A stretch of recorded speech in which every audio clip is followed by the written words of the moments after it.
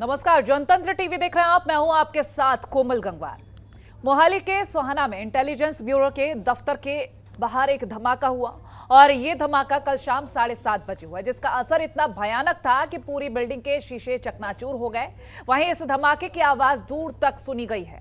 हालांकि मुख्यमंत्री भगवंत मान ने डीजीपी से पूरे मामले की जानकारी ली है। साथ ही भगवंत मान लगातार अफसरों के संपर्क में भी हैं। आशंका ये जताई जा रही है कि यह हमला आरपीजी से हुआ है। आरपीजी यानी कि रॉकेट प्रोपेल्ड ग्रेनेड। अब हिमाचल के मुख्यमंत्री जयराम ठाकुर को भी खालिस्तानी संगठन ने सिख फॉर जस्टिस की ओर से धमकी दी गई है और कहा गया है कि मोहाली जैसा हमला शिमला में भी हो सकता है। अब ऐसे में मोहाली में जो हमला हुआ है, क्या इस साजिश और हमले की गूंज आने वाले कल में भी सुनाई पड़ सकती है? ये एक बड़ा सवाल है। काफी अरसे तो पंजाब दा माहौल खराब करन दियां कोशिशां ਜਿਹੜੀਆਂ देश के दुश्मनों ਵੱਲੋਂ ਹੁੰਦੀਆਂ ਰਹਿੰਦੀਆਂ ਨੇ और पंजाब ਦਾ ਜਿਹੜਾ ਭਾਈਚਾਰਾ ਉਹ ਇੰਨਾ ਮਜ਼ਬੂਤ ਹੈ ਕਿ ਉਹਨਾਂ ਦੀਆਂ ਕੋਸ਼ਿਸ਼ਾਂ ਦੇ ਬਾਵਜੂਦ ਉਹ ਆਪਣੇ ਇਰਾਦਿਆਂ 'ਚ ਸਫਲ ਨਹੀਂ ਹੁੰਦੇ। ਕੱਲ ਰਾਤ ਜੋ मोहाली ਦੇ ਵਿੱਚ ਘਟਨਾ ਹੋਈ ਹੈ, ਮੈਂ ਡੀਜੀਪੀ ਸਾਹਿਬ ਨਾਲ ਸਾਰੇ ਇੰਟੈਲੀਜੈਂਸ ਦੇ ਅਫਸਰਾਂ ਨਾਲ ਮੀਟਿੰਗ ਲਈ ਹੈ और सारा डिटेल जी है वो निकल रही है और गिरफ्तारियां कुछ हो भी गई, कुछ हो जाएगियां तो जड़ां तक पहुँच जाएंगे। तो मैं यही बार बार कहना चाहता तुहाडे जरिए कि जिन्हें भी पंजाब का माहौल को खराब करने की कोशिश की थी वो बख्शिया नहीं जाऊगा। सख्त तो सख्त सज़ा मिलूगी। उन्होंने कई पीढ़ियां याद रखणगियां कि असीं पंजाब जिहड़ा हसदा वसदा पंजाब है उन्होंने तोड़न की कोशिश की सी, तो सख्त तो सख्त सज़ा मिलूगी। आज शाम तक काफ़ी कुछ क्लीयर हो जाऊगा। तो इंटैलीजेंसी के अफसर और पुलिस के अफसर जिहड़े ने वो इस गल ते लगे हुए ने ते बड़ी जल्दी जिहड़ा दोषी जिहड़े ने सलाखां दे पिछे होणगे।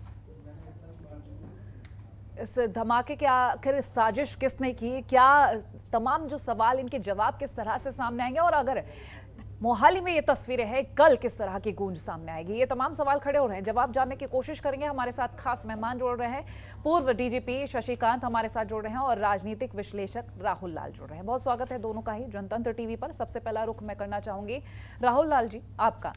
जिस तरह से हम ये तस्वीरें देख रहे हैं, एक पॉलिटिकल असर देखा जा रहा है और आशंका ये जताई जा रही है कि आने वाले कल पर इसका भारी असर रहेगा। फिलहाल आपकी राजनीति और ये राजनीतिक समीकरण क्या कुछ कहता है?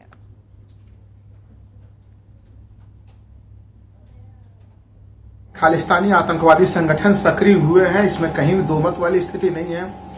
और जो घटना घटी है वो बड़ा ही चिंता वाली घटनाक्रम है कि जिस तरह से इंटेलिजेंस के ऑफिस के ऊपर हमला हुआ है, तो देखिए पहले तो पंजाब सरकार को इस हमले को आतंकवादी हमला मानना चाहिए। हमें नहीं समझ में आ रहा है कि अब तक उन्होंने इसे आतंकवादी हमला करार क्यों नहीं दिया। ये बिल्कुल विशुद्ध रूप से आतंकवादी हमला ही है, कोई आपराधिक कृत्य नहीं है, नंबर 1। और कहीं न कहीं देखिए आतंकवादियों में यह मैसेज जा रहा है कि जिस तरह से केंद्र और राज्य सरकारों के बीच में एक टकराव की स्थिति बन रही है, उस टकराव की स्थिति का लाभ उठाने का प्रयास इन संगठनों के द्वारा किया जा रहा है। तो इसलिए कम से कम जो राष्ट्रीय सुरक्षा जैसे जो गंभीर मामले हैं वहां पे ये संकेत बिल्कुल स्पष्ट रूप से जाना चाहिए कि जो केंद्र सरकार है, तमाम राज्य सरकार है, वो बिल्कुल एकजुट मिलकर उनके ऊपर कठोर कार्रवाई करेंगी। ये मैसेज काफी आवश्यक है इस पूरे प्रकरण के संदर्भ में। शशिकांत जी आपके पास आऊंगी। एक सुरक्षा की अगर हम रणनीति को लेकर बात करें, क्योंकि मोहाली में जिस तरह से ये धमाका हुआ, जाहिर सी बात है हड़कंप तो मचा हुआ ही है, लेकिन अब सुरक्षा के कई सारे सवाल सामने आ रहे हैं। और जिस तरह से मोहाली में तस्वीरें रही, खालिस्तानी संगठन ने यह भी कहा है कि अब हिमाचल प्रदेश में भी इस तरीके का धमाका होगा। फिलहाल तो हम मोहाली के एक रणनीति की बात कर लेते हैं कि सुरक्षा किस तरह से अब की जाए।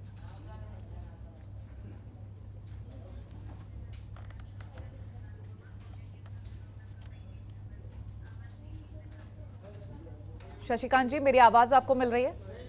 ये कटी कटी आवाज है, या बताएं, सवाल पूछें आप, क्या सवाल है आपका? मेरा सवाल आपसे ये कि मोहाली में जिस तरह से ये धमाका हुआ उसके बाद अब ये कहा जा रहा है कि अब जयराम ठाकुर मुख्यमंत्री जो कि हिमाचल प्रदेश के, उनको सीधा धमकी दी गई है कि वहां पर भी इस तरीके की तस्वीरें सामने आएंगी। सुरक्षा की दृष्टि से अगर देखा जाए, क्योंकि वाकई में ये बहुत बड़ी चीज है जो इस तरीके के धमाके की तस्वीर सामने आई है, अगर हम एक रणनीति को लेकर बात करें, अब क्या किया जाना चाहिए?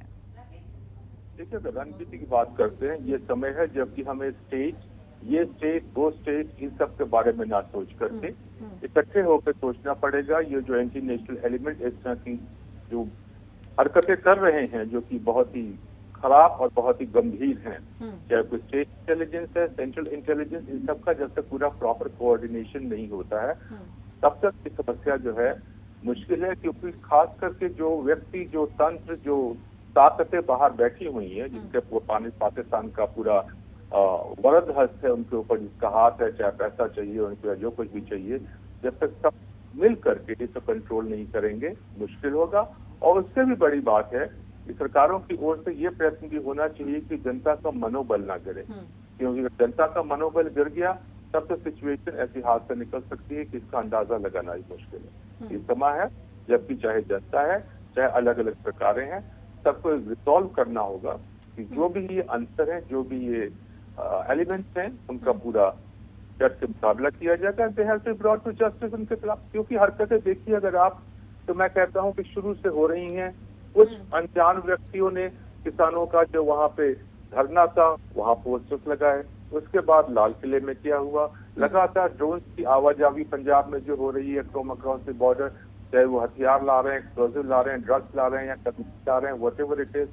उसके बाद मूवमेंट और कुछ लोगों का पकड़ा जाना पंजाब में, उसके बाद पटियाला में जो हुआ, करनाल में जो कुछ हुआ, ये सारी घटनाएं जहां तक मैं समझ सकता हूँ एक दूसरे से जुड़ी हैं। इन सबके तार एक दूसरे से जुड़े हुए हैं, जबकि एक कोऑर्डिनेटेड एफर्ट करके कौन से व्यक्ति, कौन सी ताकतें इसके पीछे हैं, they all need to be exposed. Shashikant ji, rocket launcher से ये हमला हुआ है और आरपीजी, इसके बारे में हम थोड़ी जानकारी दर्शकों तक पहुंचाएंगे।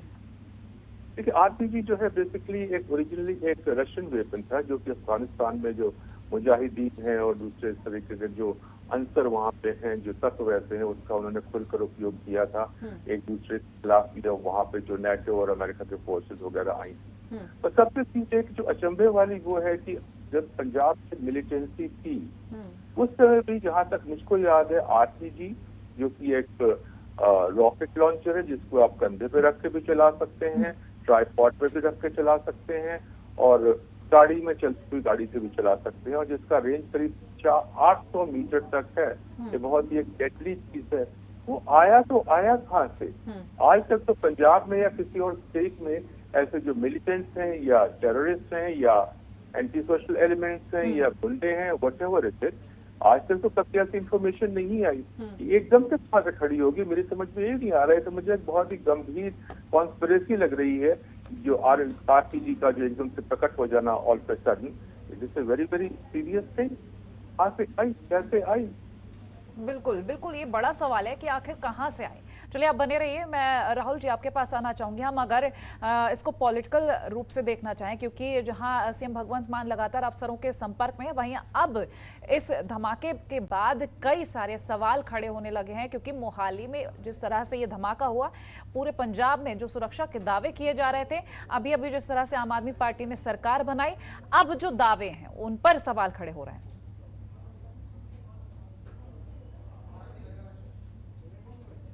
आदमी पार्टी लगातार जो है कि हमें याद है कि अरविंद केजरीवाल कहते थे दिल्ली में कि हमें आप दिल्ली पुलिस दे दीजिए, हम दिल्ली को स्वर्ग बना देंगे। बिल्कुल।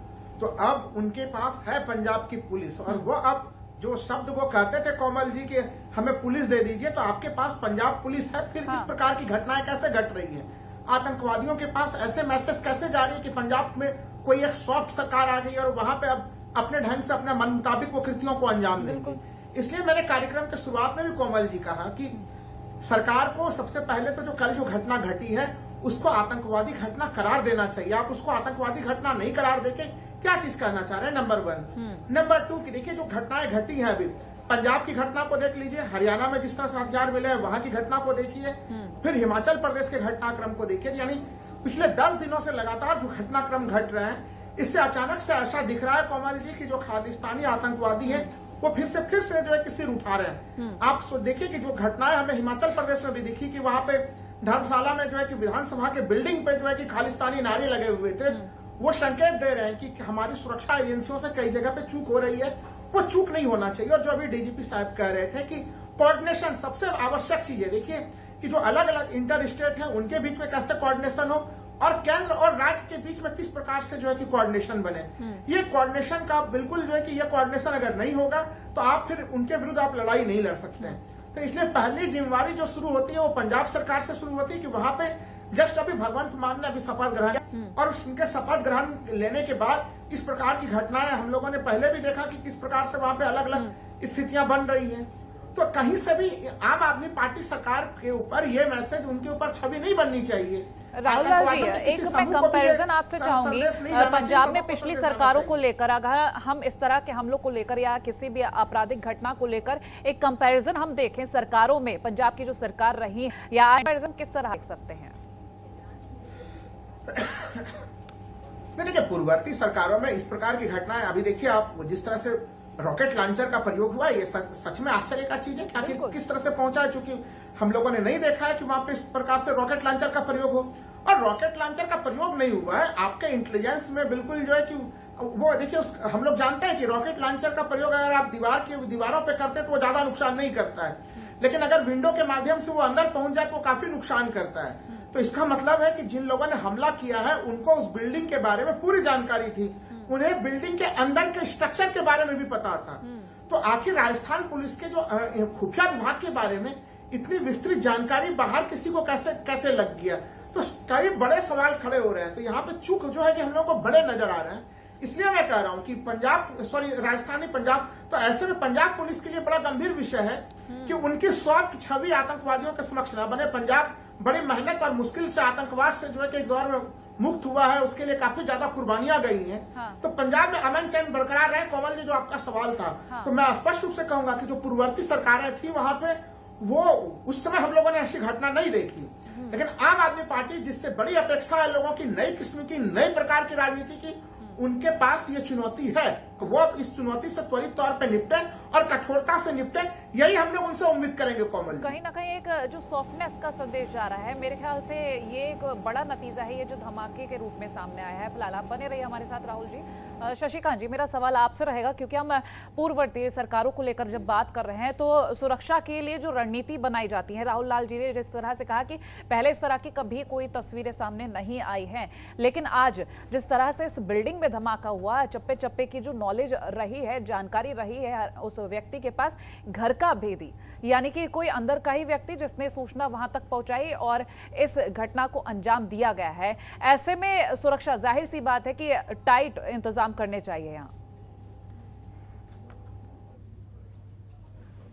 जब भी ऐसा अटैक होता है, सबसे पहली चीज तो ये होती है, अगर आप एनालाइज करना चाहें तो हमेशा उस एंगल से सोचिए जैसे कि आपने हरकत करी हो। तो जब भी आप ऐसा कोई भी व्यक्ति ऐसा करना चाहेगा, प्रॉपर सर्वे करना पड़ेगा, वहां पर कहाँ पे क्या चीज है, किस, और अंदरूनी इंफॉर्मेशन भी चाहिए होगी कि किस कमरे पे, किस शीशे पे, किस खिड़की पे अटैक करके मैक्सिमम नुकसान हो सकता है। कि इसका मतलब इसमें स्टोर है, जिसमें ऑफिसर्स बैठे हैं, रहते हैं, जिसमें इम्पोर्टेंट कागजात हैं, जिसमें फाइल्स रखी हुई हैं। तो नेचुरली आमतौर पे देखा गया है कि पंजाब में जब मिलिटेंसी भी थी तो काफी हद से इंस्टेंसेस आए थे, जबकि ये बात सामने आई थी कि हाँ, कुछ इंटरनल लोग थे जिनका की अंदरूनी सपोर्ट, इंफॉर्मेशन देना, सपोर्ट देना, ऐसी बातें। तो ऐसी कोई बात हो, अल्टीमेटली निकलेगी। अभी तो इन्वेस्टिगेशन मेरे ख्याल में पंजाब पुलिस ने शुरू ही किया है, तो ये कोई बड़ी बात नहीं होगी ऐसे अगर अंदर का वहां पे हो। पर इसमें एक और भी चीज मैं कहूँगा, देखिए जो एक्सप्लोजन हुआ है उससे डैमेज उतना ज्यादा नहीं हुआ कि अगर आरपीजी का जो ग्रेनेड है, जो उसमें एम्यूनिशन हुआ, अगर नया होता तो डैमेज बहुत ज्यादा हो सकता था।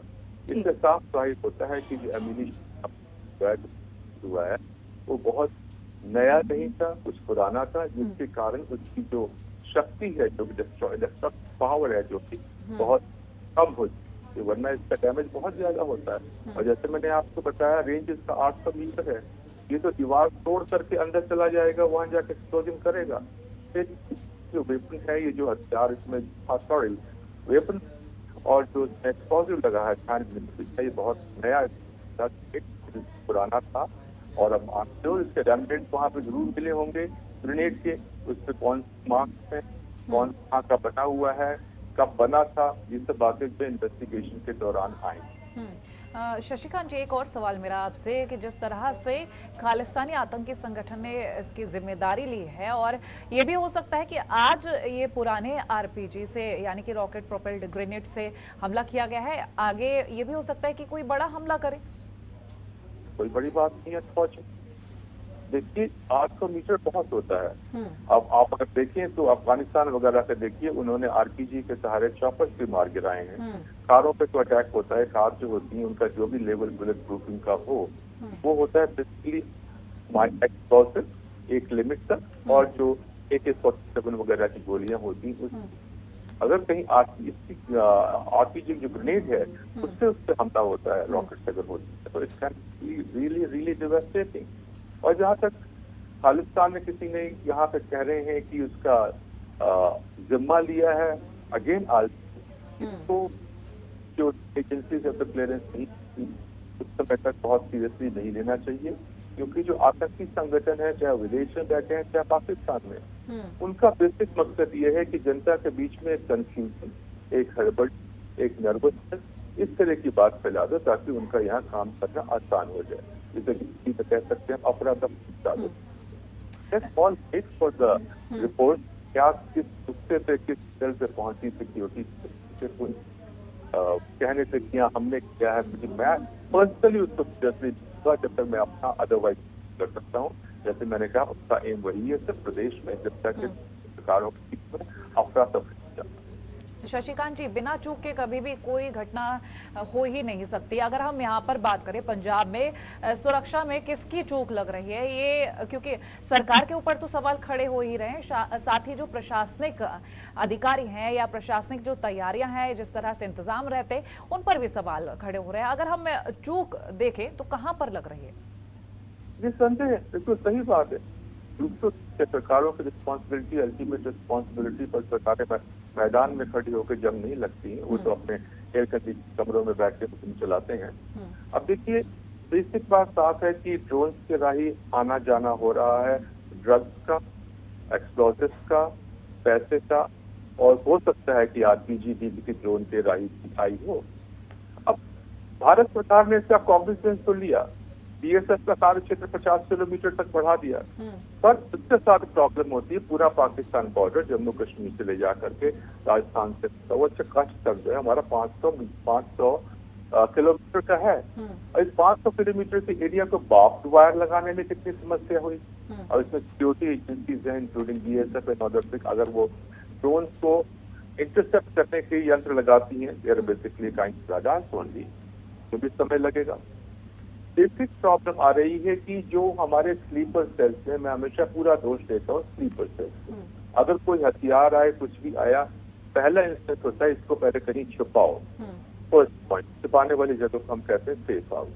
तो सेफ हाउस बॉर्डर पे सेफ हाउसेस पहले भी थे, अभी भी हैं, पर आज तक ऐसे वहां पे एक कोई सर्च एंड कॉर्डन टाइप का काफी समय से एक सर्च नहीं चली है कि जो ऐसे सेफ हाउस उनका पता लगाने की कोशिश करना। और एक और चीज है, अगर वहां पे ड्रोन से भी आया, ड्रोन से लेकर के यहाँ मोहाली तक पहुंचने के लिए भी कार से ही आया होगा, ड्रोन मोहाली में तो लैंड नहीं कर सकते हैं। इसका मतलब है कि रोड पे सड़कों में जो चेकिंग है वहाँ जो एक सतर्कता की जो लेवल है वो भी लगता है बहुत, उसमें बहुत खामियां हैं। तो बेसिकली चीज यही है कि पूरा हमारा जो पुलिस तंत्र, इंटेलिजेंस तंत्र, पॉलिटिकल तंत्र, एडमिनिस्ट्रेटिव सबको एक बार विचार कर और एक निश्चय के साथ, हिम्मत के साथ, दृढ़ निश्चय के साथ चलिए राहुल लाल जी, पंजाब सरकार को लेकर बहुत बड़े सवाल खड़े हो रहे हैं, क्योंकि हम लोगों ने जो दावों को लेकर बात की, शुरुआत से ही ये कहा जा रहा था आम आदमी पार्टी की तरफ से कि हम पंजाब को देश का सबसे सुरक्षित राज्य बना देंगे, लेकिन अब यही राज्य सबसे ज़्यादा असुरक्षित सा लग रहा है, क्योंकि पहले कभी हिस्ट्री में ऐसी घटनाएं नहीं हुई जो आज सामने हो रही हैं। ऐसे में अगर हम सुरक्षा के लिए रणनीति को लेकर बात करें, किस तरह से अब चलना चाहिए आम आदमी पार्टी को? आम आदमी पार्टी को काफी सावधानी से चलने की जरूरत है, और आतंकवाद जैसे मामलों के ऊपर बहुत ज्यादा गंभीरता की आवश्यकता है। क्योंकि देखिए, जब चुनाव चल रहे थे तब भी कई प्रकार के आरोप लगे थे, कुमार विश्वास जी के आरोप थे। तो इस प्रकार के जो आरोप प्रत्यारोप होते, देखिए चुनावी समय था, आरोप प्रत्यारोप लगे, लेकिन अगर उन आरोप प्रत्यारोप के कारण कोई आतंकवादी संगठन या धड़ा उस सरकार को मान रहा है कि वहां पे हमारे लिए कुछ सॉफ्टनेस की स्थिति हो सकती है, तो अब पंजाब सरकार की ये जिम्मेवारी बनती है कि वो सॉफ्टनेस के अवधारणाओं को तोड़े। अगर आप उसको नहीं तोड़ते हैं तो फिर और बड़े नुकसान की तरफ अग्रसर होना पड़ेगा। देखिए, और अभी जो बात हम लोग कर रहे थे कि देखिए ड्रोन को लेके अब हथियारों का एक जगह से दूसरे जगह हो जाना कोई बहुत मुश्किल चीज नहीं है। हम लोगों ने अन्य स्थानों पर भी हम लोगों ने देखा कि किस प्रकार से सीमा पार से ड्रोन से हथियार जो है कि काफी आसानी से एक दूसरे जगह पे पहुंचाए जा रहे हैं। तो ऐसे स्थिति में हमारी पुलिसिंग कैसी हो, मैं चिंतित इसलिए हूं कि देखिए पंजाब में भी अगर यह हमला किसी और जगह होता तो समझ में आता, लेकिन पंजाब पुलिस के खुफिया विभाग के ऊपर ही हमला हो रहा है। तो देखिए आतंकियों ने कितना एक तरह से कठोर संकेत दिए हैं कि जो आपका इंटेलिजेंस यूनिट है, जो खुफिया विभाग है, उसकी भी खुफिया जानकारी, वहां की क्या संरचना है, क्या चीजें हैं, वो भी हम लोगों के पास है। एक तरह से उन लोगों ने चुनौती दे दी है अपने तरफ से। अब ये हम लोगों की जिम्मेवारी है, पंजाब सरकार की जिम्मेवारी है, केंद्र सरकार की जिम्मेवारी है कि वो अब उनको मुंहतोड़ जवाब दें कि इस प्रकार के तत्व फिर से जो है कि सिर ना उठा पाए और अनुभवहीनता की स्थिति ना आए। आम आदमी पार्टी को इसका पूरा ध्यान रखना पड़ेगा। पंजाब पुलिस में उनको काफी ज्यादा अनुभवी अफसर ऐसे हैं जिन लोगों ने इस प्रकार के तमाम स्थितियों को देखा है। वैसे योग्य लोगों को वो ड्यूटी पे लगाए, ये भी सलाह मैं आपके चैनल के माध्यम से उनको देना चाहूंगा। साथ ही साथ केंद्र के साथ तमाम जो हमारी आतंकवाद निरोधक संगठन है, NIA जैसी जो एजेंसियां हैं, उनके साथ भी सूचनाओं का बिल्कुल साझा करें, तभी हम इस प्रकार के मुकाबले में लड़ सकेंगे। और चूंकि देखिए पंजाब से बहुत ज्यादा अटैच्ड राज्य जो है कि वो हिमाचल प्रदेश है वो, तो इसलिए हिमाचल प्रदेश में भी ये गतिविधियां सीधे सीधे बढ़ रही हैं। तो आप अगर कोऑर्डिनेशन नहीं बनाएंगे यहाँ पे, आप दिल्ली जैसी स्थितियां नहीं है वो, देखिए दिल्ली में अंततः गृह मंत्रालय के अधीन दिल्ली पुलिस है वो, तो वहां पे केंद्र राज्य के बीच में टकराहट से नुकसान तो होती है, लेकिन इस प्रकार के सुरक्षा संबंधी नुकसान की स्थिति वहां पे नहीं है। लेकिन पंजाब पुलिस के ऊपर आपका पूरा अधिकार है। ऐसे स्थिति में आपको केंद्र के साथ और दूसरे पड़ोसी राज्यों के साथ आपको तालमेल स्थापित करना, ये भी आपकी जिम्मेवारी बनती है। बिल्कुल रखना चाहिए। चलिए शशिकांत जी, मैं आपका फाइनल कमेंट लूंगी इस पूरे मामले पर, क्योंकि जरूरत तो है पंजाब सरकार को सख्ती से आगे बढ़ने की, क्योंकि जिस तरह से ढील देखी जा रही है शायद उसी का नतीजा है। अब राहुल जी की आवाज आई, ये इसमें लेकिन एक और चीज है, देखिए पंजाब में हमारे यहाँ मिलिटेंसी थी, उसमें भी बगैर सेंट्रल गवर्नमेंट के सपोर्ट और हेल्प से इसे कंट्रोल नहीं किया जा सकता था। पैरामिलिट्री फोर्सेस यहाँ पे आई थी और जो भी चीजें जिन गैजेट्स की, जिन पैसे की, जिसकी भी आवश्यकता थी सेंट्रल गवर्नमेंट ने दिया। अब जो खतरा पैदा हो रहा है, ये खतरा भी पंजाब के लिए सिर्फ नहीं है, ये पूरे देश की अखंडता का सवाल होता है। सिर्फ सेंट्रल गवर्नमेंट, स्टेट गवर्नमेंट सबको मिलजुल करके अपने रिसोर्सेज को साझा करके they have to control this situation and ensure कि ऐसी बातें फिर ना दोहराई जाए। राहुल लाल जी, आपका फाइनल कमेंट। मेरी प्रतिक्रिया यही है कि पंजाब सरकार की जो आम आदमी पार्टी की नई सरकार है, उनको काफी प्रचंड बहुमत प्राप्त हुआ है। उस प्रचंड बहुमत के साथ उन्हें प्रचंड जिम्मेवारी भी प्राप्त हुई है। उस जिम्मेवारी का निर्वहन करने के लिए काफी आवश्यक है कि वो सुरक्षा के मामलों को नंबर 1 पे रखें, क्योंकि पंजाब सीमावर्ती संवेदनशील राज्य है, वहां की जिम्मेवारी उन्हें मिली। इसलिए दिल्ली से एक अलग ढंग से आपको पंजाब को चलाना पड़ेगा और केंद्र राज्य के बीच में और पड़ोसी राज्यों के साथ एक बहुत ही बेहतरीन तालमेल आपको सुरक्षा के मामले में आपको बनानी पड़ेगी। यहाँ पे आप जिद करके आप नहीं काम कर सकते। आपको अभी भी देखिए जो हमारे पुलिस अधिकारी है वो भी बता रहे थे कि जब पुराने आतंकवाद से निपटा गया तब भी केंद्र सरकार की मदद आवश्यक थी। तो इस समय भी उन्हें तमाम सूचनाएं आदान प्रदान और सहयोग के द्वारा ही वो इस पूरे मामले को निपट सकेंगे और कठोरता से निपटे। मैं आपके चैनल के माध्यम से उनसे बार बार ये निवेदन करूंगा कि कहीं से भी ये संदेश ना जाए कि पंजाब की नई सरकार किसी भी मामले में थोड़ी भी सॉफ्ट है, ये संदेश नहीं जाना चाहिए और इसके लिए भी पंजाब सरकार के पास पर्याप्त मौके हैं। बिल्कुल बिल्कुल। चलिए बहुत शुक्रिया राहुल लाल जी और शशिकांत जी हमारे साथ जुड़ने के लिए, इस चर्चा का हिस्सा बनने के लिए। तो धमाका आखिर किसकी साजिश, जिस तरह से तस्वीरें सामने आ रही हैं और अब जब धमकी भी दे दी गई है कि हिमाचल में भी इस तरह का धमाका किया जा सकता है, तो जाहिर सी बात है कि अब दोनों ही राज्यों की सरकारों को बहुत ज्यादा सख्ती करने की आवश्यकता है, क्योंकि खुफिया एजेंसी पे हमले का मतलब है कि आपके राज्य की हर जानकारी उस संगठन के पास होना। इसी के साथ हमारे इस खास पेशकश में इतना ही। देखते रहिए जनतंत्र टीवी। नमस्कार। खबरों के निष्पक्ष विश्लेषण के लिए सब्सक्राइब करें जनतंत्र TV and press the bell icon. Never miss any update.